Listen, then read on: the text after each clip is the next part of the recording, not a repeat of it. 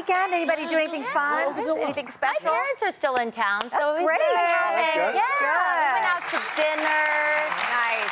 It's really nice having my mom and dad in town. Like, not only is it just nice to have the time with them, but they get time with Elvis, and we go to fun dinners. It's just really nice. Yeah, that's awesome. I used to love it. I used to love it when the parents would come in because it's what I like to refer to as free babysitter.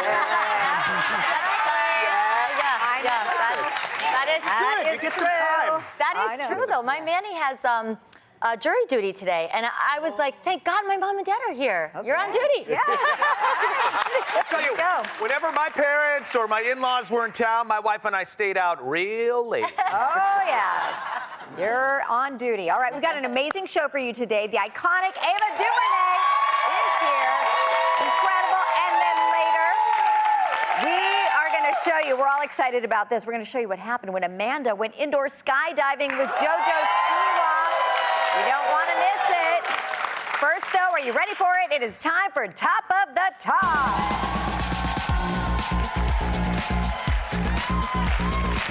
I know we spent a lot of time watching TV this weekend. The NFL playoff games were this weekend. The conference title games, they are now set. In the NFC, it's the Detroit Lions versus the San Francisco 49ers.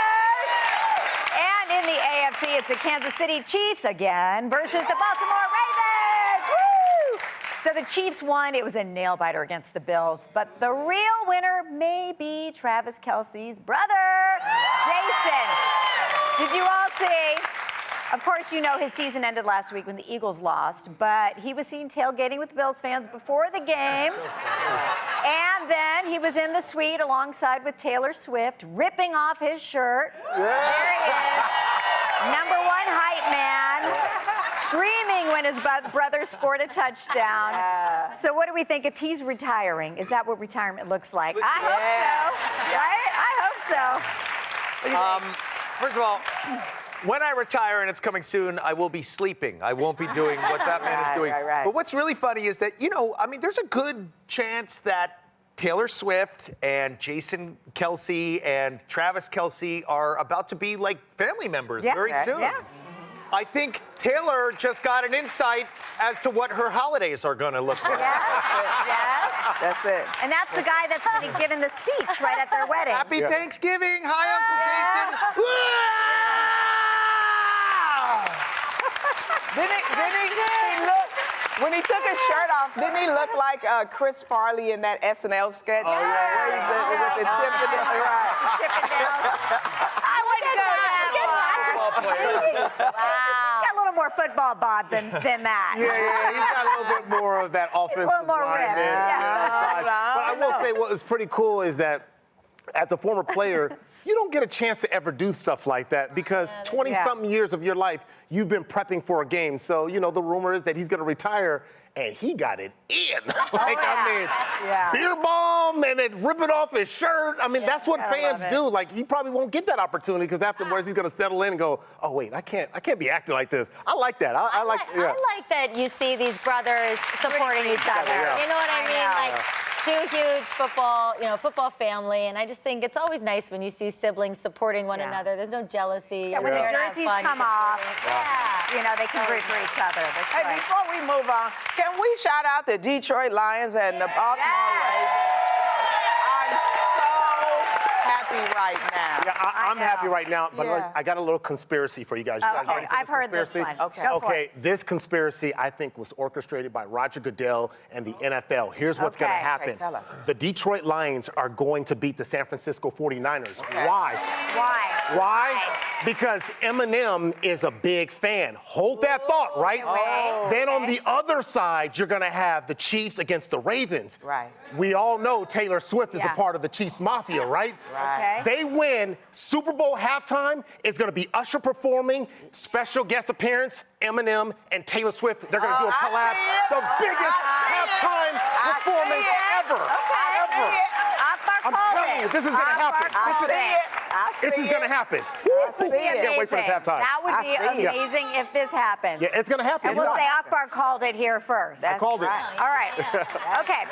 Moving on. Imagine winning $1.5 million, but not being allowed to collect it. So this happened yesterday. Nick Dunlap, a 20-year-old golfer from the University of Alabama, he won the PGA Tour event. Incredible. He is an amateur, though. That's the problem. He's the youngest amateur to win a tour event since 1910. But because he is an amateur, the rules say that he cannot collect the $1.5 million prize money. So the money goes to the second place finisher who is like, yes, thank you. Would you play in a tournament, though, knowing that perhaps if you did win, you wouldn't be able to take home the prize money? Well, Sheryl?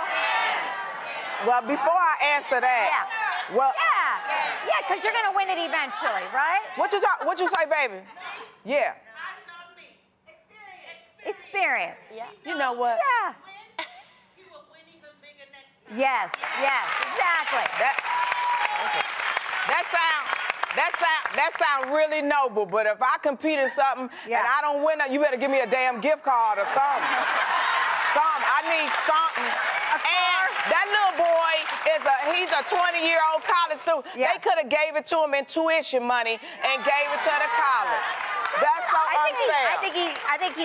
I think he's paid. His scholarship is paid. I think. Yeah, the NCAA rule says that Yeah. he can't compete. If he's an amateur, he can't get any winnings. Any winnings, Because yeah. that would give up his amateur status. He'd become a pro. But I think what happened They was. didn't change the damn rule then, because my baby get out there I and know. play. Yeah. I mean, we're seeing some of this with the NIL for changing, college, yeah. for college sports. football But and- I bet he entered this thinking there's no chance in 33 years. No one's won it, right? Yep. I mean, at his caliber, as an amateur, and then it hasn't been done since he's the youngest since 100+ years. Yeah. So he Yes. probably went in thinking, I'm probably gonna get 5th, 6th, 7th. I'm not gonna win the thing. And then he's sitting there with the $1.5 million. I don't know how the guy who won it or who got it, like the second place guy got it, I don't know how he can sit with himself and going, I just stole $1.5 million. Very well. I think what they should do is like open up a trust or something and put that See? money in the trust They for the could've young did kids. that. You know what I mean? Yeah. If you won second place Yeah. and took the $1.5 million, Yep. would you give a portion of it to the first place winner? I don't think he'd be allowed to collect it. No, as God is my witness. Okay. Because And he I sees don't it let right my now. kids collect participation trophies. If Right. I won second place, Yeah. I'm taking that money and I'm giving it to its rightful owner. Right. I'm gonna give it to that dude. I'm gonna save it for him and like, yo, man, when you become a pro, I got $1.5 million for you. That's what I'm doing. But you're gonna now, keep I didn't say Yeah. I'm gonna be stupid. I know it's probably gonna be The a while. I'm gonna get the interest. I keep the There you go. interest. Well, You get the. I'm gonna invest that money. You get the 1.5. I get the interest. That's right. The good news is Nick Dunlap has a very bright future because the other one who's done this before is Tiger Woods. Yeah. So, so if Tiger Woods has done it, Nick Dunlap is on that same trajectory. That's So cool. my guess is this guy has a long future ahead of him. He's going to be winning a lot more prize money where that came from. So not to worry about that. All right. We thought this was very interesting. According to a new study by the American Academy of Pediatrics, too much pressure on kids' performance in youth sports is leading to overtraining, injuries, and burnout. And while there are benefits of youth sports, of course, some kids, though, may feel pressure from parents and coaches to measure success only by performance. Are parents taking the fun out of sports? Akbar, what do you think? I think there's some parents who are. I think they're vicariously living through their kids and putting a lot of pressure for the kids to go pro right now. Like, my kid's got to be a professional. They got to be All-American. They got to be the top dog in the sport. Like, there's a love that has to grow because being a top-level athlete, it's not easy. But if you have that base, which is love for the game, you'll be successful. But I think trying to overproduce results at a young age, I think can burn a kid out. It's too much pressure. And then I look at the youth leagues, too. The youth leagues, man, they're doing way too much. Jerry and I, we have daughters that play volleyball, and it's nonstop. You go from high school to club, from club back to high school. Yes. It's a There's no professional break. job. It's like a It is. job. There's no break. You guys remember when Sundays, nobody did anything on Sundays. They got practices and games and tournaments on Sundays. Now, these kids get no break. Like, they can't be kids. Like, I mean, I look at this, and I know I'm always talking about my favorite singer, Michael Jackson, but he had no childhood. He was just working. Yep.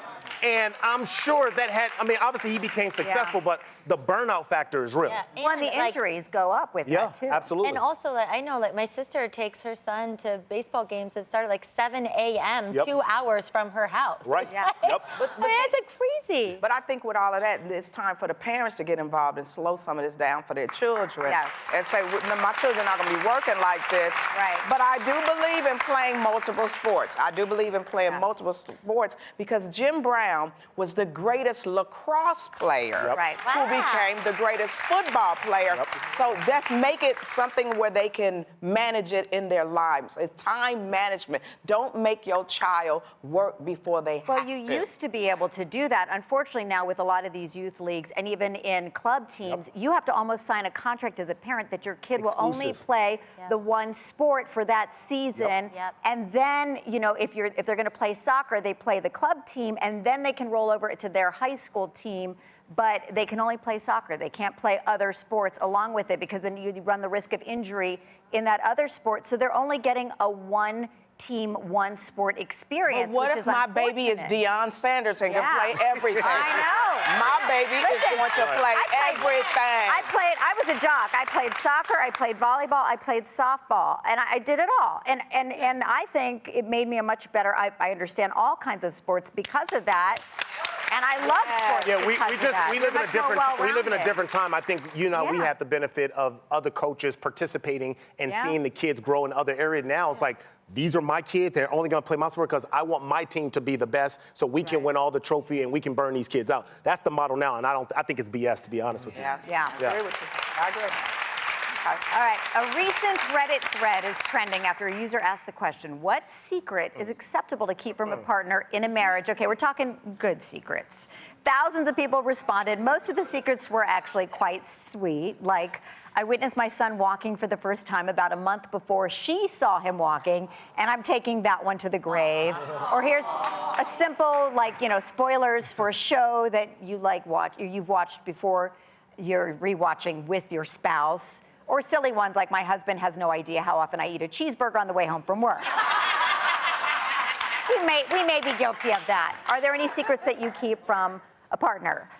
I do not keep secrets from my partner. If he smells bad, I tell him, honey, it's time to change your shirt. I'm one of those sweet or not sweet. Like, honey, this weekend I was like, that shirt has been here and then some. Yeah. It's been all over the place. That's a necessary truth. But some of the other ones are ones that might hurt your partner's feelings. Like, I've been guilty of. It's not lying, because I'm not lying to my spouse. I'm going to call this secret by omission. Okay.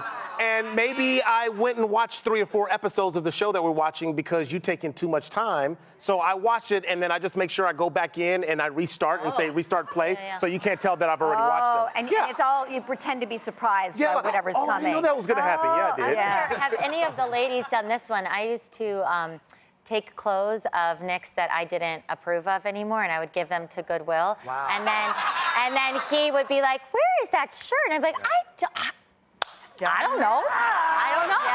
You're the one that puts your clothes away. I don't know where that shirt went. And then it would be off to Goodwill. I think those are reasonable. Those are reasonable. All right, stick around. Still more of the talk when we come right back. And Ava DuVernay coming up too. Be right back.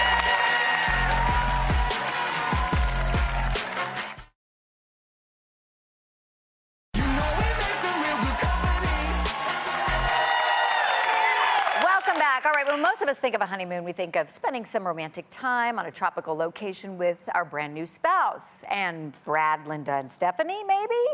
Nowadays, the new trend for newlyweds is going on buddy moons, where apparently just married couples are bringing along some friends, even family members with them, to celebrate their love with a trip of a lifetime. What do we think? What do we think of buddy moons? Amanda, you on board? You like this? Okay, so hold on a second, You did audience. this. We did this. Not it wasn't necessarily planned as a honeymoon, but Nick and I, oh my God, I thank God for it now. We went ridiculous and took like a 6-week honeymoon, and we went to 4 different places. Wow. And our honeymoon started off at another friend's wedding and then continued on to another friend's anniversary party. So the first chunk of our honeymoon was celebrating a wedding, another friend's wedding, and then an anniversary. So we were with all of these friends for the first like 2 weeks of our honeymoon.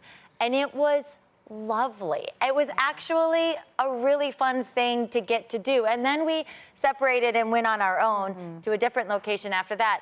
But I understand this. Like, it's, you want special time with your person, but and you'll get that. But then it's also fun to have like other people there celebrating you in that love. I don't know. I'm not. No, when you explain it like that, that sounds fun. Yeah. This sounds freaky. Like you, I didn't understand this, but I would do yes. It sounds like too many people in a hot tub. Like this is like, move on over in the hot tub. Yes. What are you really saying, Sheryl? What was that? My brain went No, somewhere I'm else. just hey, if you're gonna chip in for the trip, somebody gonna have a good time. What do you think, Jerry? You know, it's funny. It does sound fun, but like at some point, it's just going to be you and your spouse. So you better see how that's going to work out. Right. You know. Right. I mean, Yeah. Agreed. but I understand it. Like the more the merrier. Like you have a big party. I've actually been on. A buddy of mine had a bachelor/bachelorette party, and everybody went, and that was a really fun time. That's you know. a good time. I think it's okay to mix it up. I don't know. And then that way nobody gets in trouble, right? Because in that way everybody keeps it on good behavior. Uh-oh, he cleared his throat. Yeah. He cleared his throat. Still got in trouble? He cleared his throat. There was trouble. Let's just say bail money was retrieved. Yeah. Ooh, there's more to that story. Yeah. Okay, here's one. We had to show you this one, all right? This London Airbnb listing is in the hot Soho neighborhood. It is going viral because the host is charging $86 a night for tents in their living room. Now, here is the tent setup. Take a look. Okay, the listing reads, you won't forget your time in this very romantic, memorable place. Perhaps you could have your buddy moon here. It even boasts 4.5 stars. Okay. What do you think, Akbar? No. Go? $86 to pitch. I might as well There's just go free pitch my own Wi-Fi. tent. Free Wi-Fi and Look, an there's a electric stove? Are you toaster. serious? What if you were And a tea a kettle. student backpacking, though? Like, what if you were, you know? I'm trying to save money. I'm gonna get my own tent. That's gonna be cheaper than doing that. Like, no. What if? Now I would do this a tent in the living room if this was Lenny Kravitz's house. Oh, I'd be all in the tent for $86. Hey, Lenny Kravitz, what's for breakfast? My concern are, those are some very thin walls right there in those tents, right? That'd be a lot of noise in those tents. Yeah, I know I couldn't fit in them tents anyway, so. Yeah, you definitely would not fit. All right, coming up next, filmmaker extraordinaire Ava DuVernay is here. We'll be right back.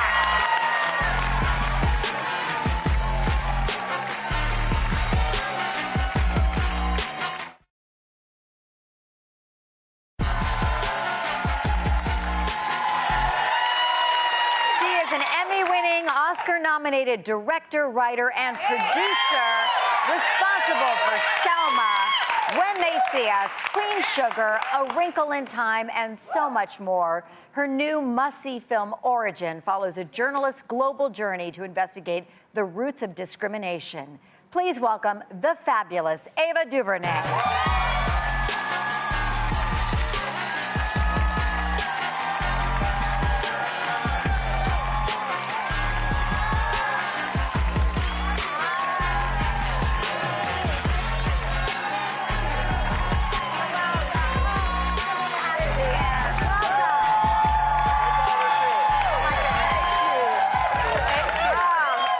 Thank you so much for being here. We have all watched this film. Amanda, Akbar, and I, we were talking about this. It is so powerful. The performances. are so moving. It is so well directed, so well written. Thank you so much for bringing it to us and for enlightening us all. It's incredible. I encourage everybody to see it. We were so lucky we had Anjanou Ellis-Taylor join us here last week. Amazing. Niecy Nash-Betts. I mean, beautiful performances by them. They were here last week. Explain a little the premise of the movie. I know it's a lot. It's a film about a woman who's a former journalist and an author who's investigating a mystery that affects us all, the mystery of our history, the mystery of the reasons why we are so divided. And so she goes on this global kind of journey, skipping through different continents and countries to really try to uncover the roots of our divisions. It's so compelling when you look at this. Your body of work, over the years, you've covered and done some really powerful exploration of the African American experience.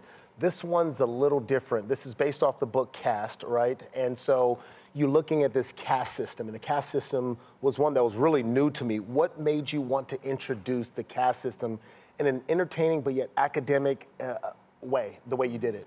Well, Isabel Wilkerson's beautiful book, Caste, really delves into not just the African-American experience, but all the experience of people who feel divided from one another across history, across time, across place, right? It is saying that there's a unifying principle to the reason why we're all separated, and we don't talk about it, and the word for it is caste. I wasn't familiar with it either. I only knew it in the context of Indian history and culture, but to bring that idea into American context, into Jewish history, into South American history, into European history, all the ways in which our divisions are animated by this idea of caste. And caste is simply the idea that someone needs to be higher than someone else. Someone needs to be better than someone else, whether it's racism, sexism, homophobia, Islamophobia, anti-Semitism, ageism, ableism, all the isms sit on top of this thing called caste. That's right. Yeah. That's right. So well said. And honestly, when you're watching the film, the way you weaved it all together into this movie is, it's extremely powerful. Like, this is a film not to be missed, guys. Not to be missed. And it's getting rave reviews from so many of your friends. I'm sure Samuel L. Jackson, Ben Affleck, Angelina Jolie, they're all holding these private screenings with questions and answers, and Cher even was tweeting about it. I mean, what does all of this support mean to you? Well, the thing is, those are not my friends. I really did not know any of those people. They're just fellow artists who saw the work and wanted to amplify it, which makes it even more special because it's not done as a favor. Did you have a moment where that touched you to tears? Because the fact that you're saying, I just figured you're able to do Renee. Of course, these are your friends. But for you to share that and say, no, these aren't my friends, but they really felt moved. That no, must it's have brought wonderful. you to It's tears. wonderful just to have the support of fellow artists, to see the work. And critics have been incredibly kind. We had our opening weekend this weekend. We were the highest grossing per screen average of the weekend. It's feeling good. It's feeling like people are embracing what we tried to do. All right, well, you picked out a special clip of the movie to show us today. So in the book, there's a burning scene that you see where in Germany, it takes place in Berlin, Germany. And this is an actual place where the Nazis did the book burning. You have that clip for us. Take a look. In Germany, there's memorials to nearly everyone victimized by the Nazis. And there's no entry sign, no gate. It's just open, both day and night.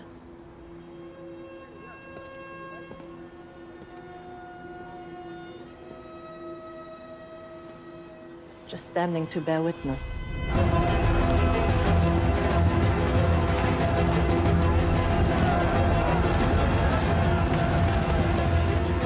$20,000 books were lost that night. Books filled with imagination and ideas and history. Wow. I couldn't help but to look at that and think about how much history was lost in that event. But what made you choose this clip? Well, I think we need to be talking about, in the film you say ideas, information, history being lost. And that's a book burning, but right now we're experiencing book banning. Yes. And so this is the same thing. When you're taking knowledge off of the shelves, when you're keeping knowledge and history from people, when we actually have people, politicians denying history, denying that things even happen, we have to stand up and raise our voices against it. And that scene in particular, tell us how you shot that. I know you shot this film in like 37 days as well. 37 days in 3 continents. Ooh. Yeah. And yes, we did it completely independently, and we shot that in the real location. So the cobblestone that we were standing on was the real cobblestone that was there decades before where this book burning actually happened. My producing partner, Paul Garnes, and I somehow got permission from the Berlin officials to allow us to recreate it. So I'm very grateful to them. Wow. That's incredible. All right, when we come back, we're going to find out how Ava DuVernay became the filmmaker she is today when we come right back.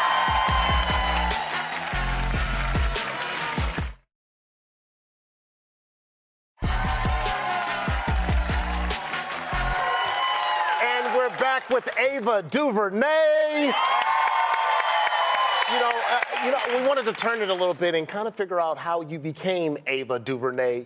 Like me, you were raised in Los Angeles, but you had an auntie who introduced you to movies very, very early, and that changed your life. Tell us about your Aunt Denise. Well, I'll tell you about my Aunt Denise. There's my beautiful Aunt Denise. May she rest in peace. And there's my beautiful mother, who's a big fan of your show, watching in Long Beach. Darlene. There's my mama. Darlene. There's my mama.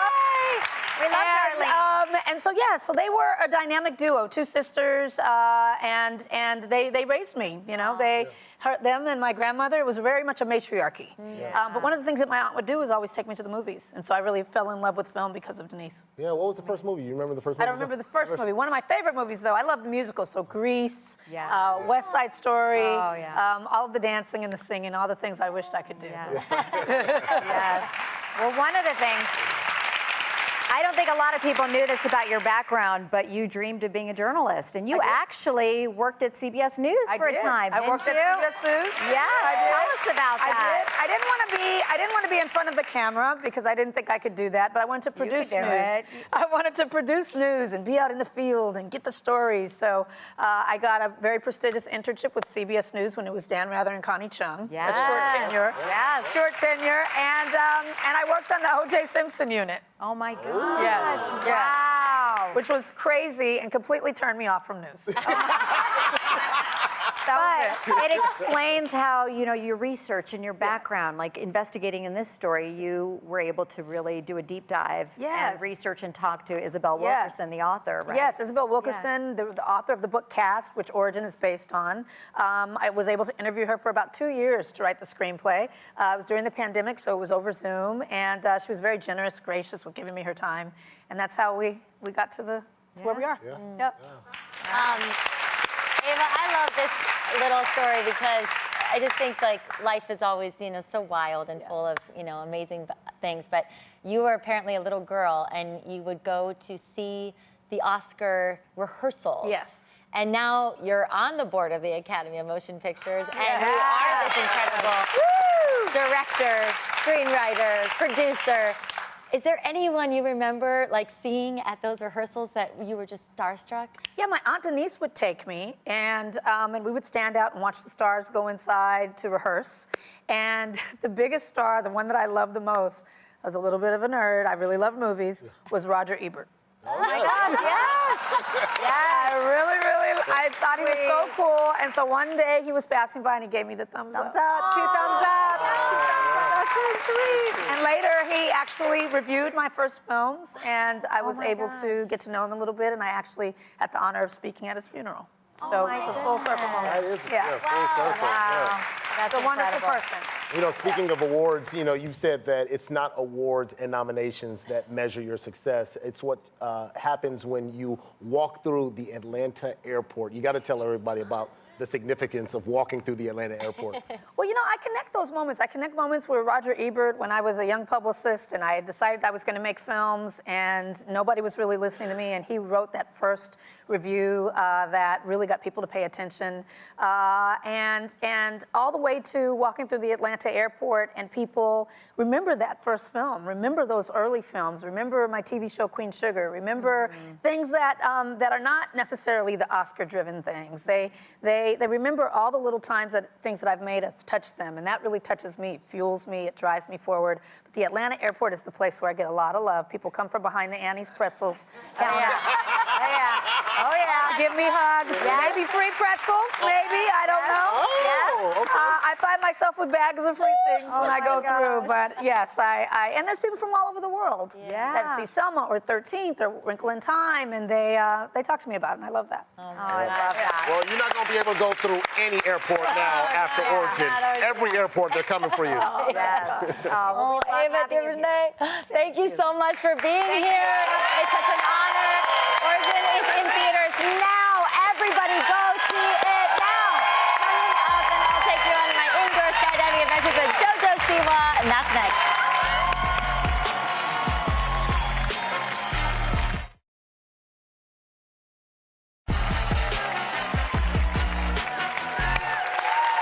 Welcome back to the talk. Okay, guys, JoJo Siwa and I met when we were both on Dancing with the Stars in 2021. And we have been, I know, look at us over there. And we've been friends ever since. And I've been following JoJo's indoor skydiving adventures on social media, which are crazy. She's fearless and she's just, I mean, she's amazing at it. She's been doing it for years. And she invited me to do it with her. So here's a little tape of how it all went down.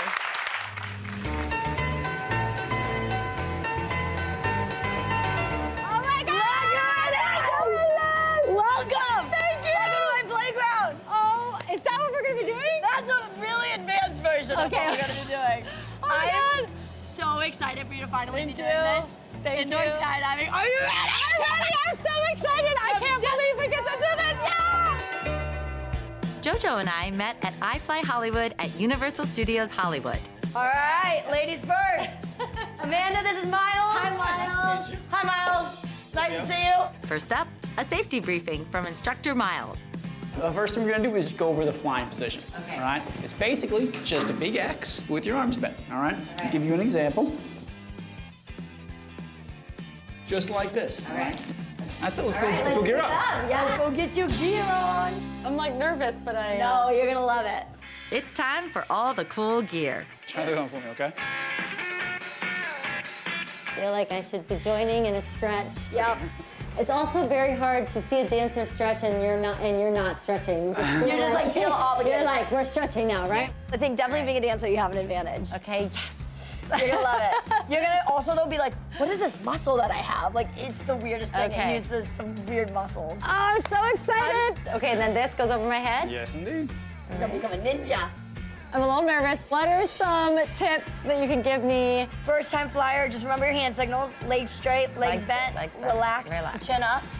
If there's a problem, thumbs down and they'll help you get out. Okay. Smile. Okay. Sometimes people forget to smile on their first time. So, JoJo, are you ready? I'm ready. Are you ready? Ready. Let's go.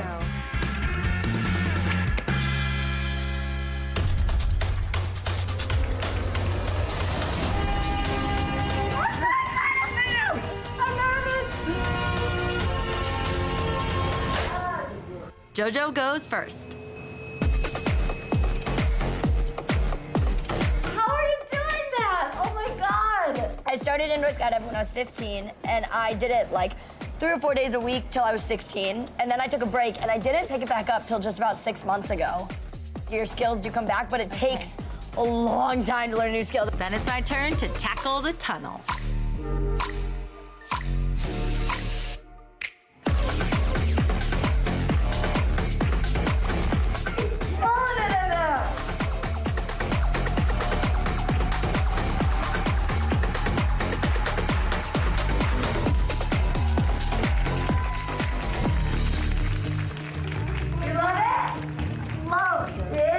Amazing. Oh my God, I feel so weird. Like, I feel so light. I mean, you really do feel like you're flying. You are.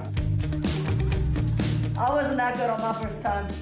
You crushed it. Oh my gosh, that's wild. It's so hard though to feel like the air is blowing so much at you that you don't even know like, and you can't what think you're doing. It's just the most insane rush of like air and excitement. Flying with a first-time flyer is my favorite thing ever because you just get to see the joy. You just gotta do it. This is so fun! Oh my God. That was fun. Wow. So I got to ask you, I mean, has this inspired you to take the next step into like skydiving out of like a plane? Well, here's the thing. Actual skydiving is a bucket list thing of mine, but this felt so real that I kind of felt like I did it. I did it. Amanda. I don't think so. I don't think so. Like, it is 200 miles an hour blowing. Right? I mean, the fact that JoJo can do all the things that she's doing and the instructor were doing, I mean, you get in there, you can't move. Like, the wind is so strong that, like, just holding that X is so hard. Wow. That, I mean, it really did feel like the real thing. So and how do you go up and down like that? Is that just... I don't know what I was doing. I didn't even know. At one point, I said, "Did you even let go of me?" And he was like, "Yeah, you were all by yourself for a long time." I was like, "Really?" Oh my God. Because it's so much you don't even know how to process it. It's so much I want wind. to try it. It looks It's amazing. really fun. It was so fun, and they took such good care of us. It was a great time. Definitely. Yeah. By the way, I saw Amanda driving to work today, and her window was down, and she was like, need the wind. I need the need for speed, Jerry. I feel the need. All right, we'll be right back. Stay around.